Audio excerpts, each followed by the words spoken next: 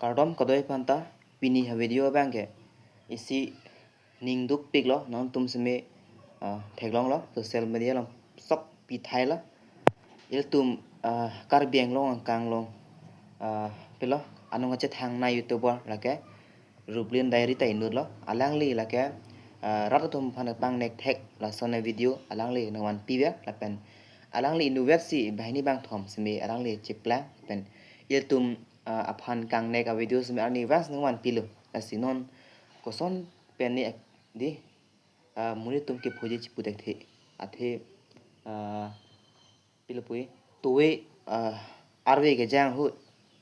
nili seme detail chin de seme la dak ala te seme la sansi polo ane bajinar cap apor malom lo la sining ke relax na arve ke jang hu do mani di masila sining ke relax a hu la pu il tu mangjir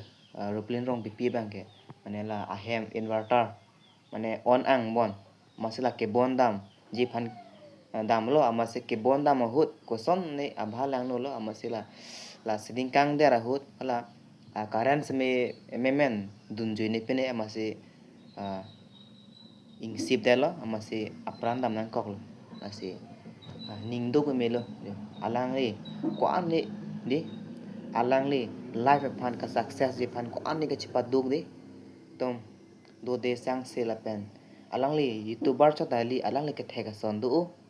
Facebook los में followers में pen ando la pen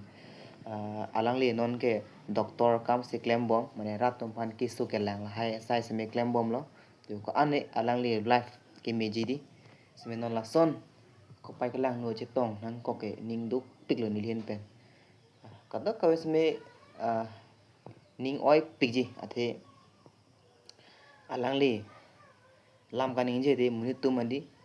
aning rong pik pik mane kelang aning sambo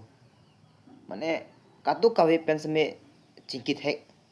ni roblin rong bipi ke usmar pen chinkit hek la pen arleng the sarpi sarbora la sab la chmelai thai di sinon alang le ason son ke dam jui ke karbi khai phan kana hok the tan lo di asile tum kadu kawe sme alang li phan ge kapareng ji phange thek lo la sile tum kadu kawe alang li karjo arna malong ke dudun pamika ji phan tum kadu kawe hirjume hang piluna